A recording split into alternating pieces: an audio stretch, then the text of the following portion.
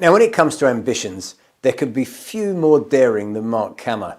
He's built a new aviation training centre in the sands of Dubai, but this is no ordinary training centre.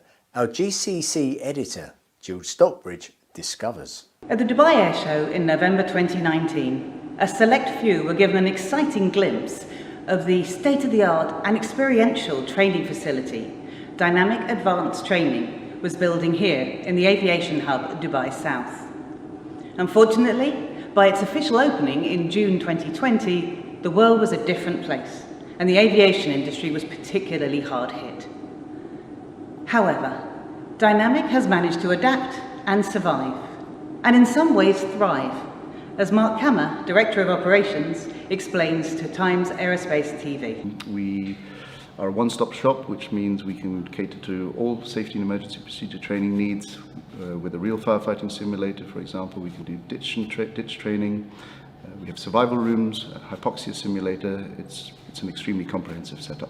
Unfortunately, due to the grounding of the commercial airline fleet, we didn't have any customers to speak to, but our saving grace was our business jet safety and emergency procedure training offerings. With a business jet cabin trainer rarely seen outside the USA, Dynamic offers door-exit training for Gulfstream and Bombardier models, and will soon be adding Embraer Legacy. But it's more than simply cabin training. Indeed. So we've just finalised a course for VIP service training.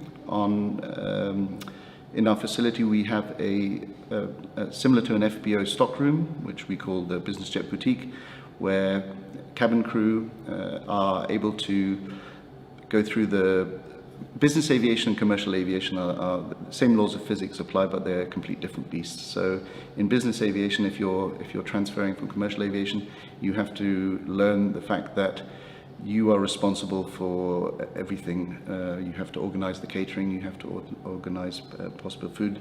There are client preference lists, there are menus that you have to create, you have to dress the aircraft, you have to obviously do the service itself to a discerning clientele. The facility is incredible, with different experience rooms which range from a crash site in a steamy jungle through to a more Arctic setting, where cabin crew learn survival skills and strategies in hostile environments. I jokingly like to say we're super weaponized learning center. We can offer to the non-aviation community, beyond aviation, classic markers of CRM, which are leadership, decision-making, communication, etc., etc. We do it in an aviation-themed environment, which is challenging, but we make it fun, so that the individuals actually come away from a course like this with new knowledge, which they can implement in their environment. We can control everything from the iPad here. Night, day, we can pop the haze on. They will have to escape from the simulator. There will be a lot of communication, and they'll have to ration things around, delegate things, find sources of water, which we actually have in here. They'd have to put up a fire, get the search and rescue.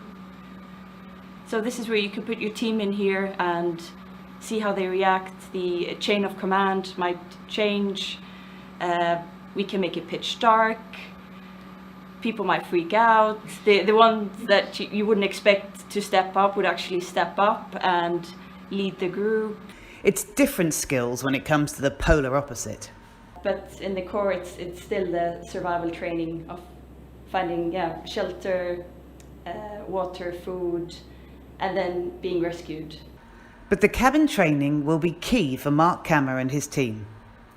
Offering training for virtually all Airbus and most modern Boeing types, the effect is incredibly lifelike.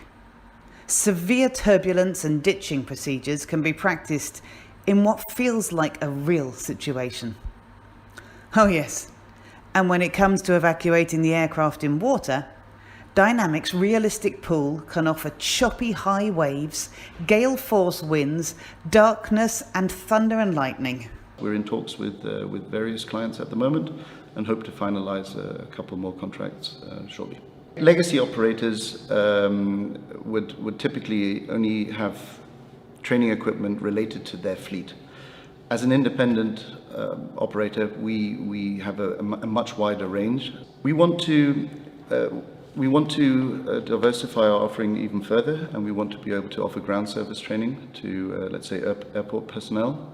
This will take some time. And when the facility is not being used for aviation training, Mark Kammer is expecting locally based film and TV crews to take advantage of the natural film set. This is Jill Stockbridge for TATV.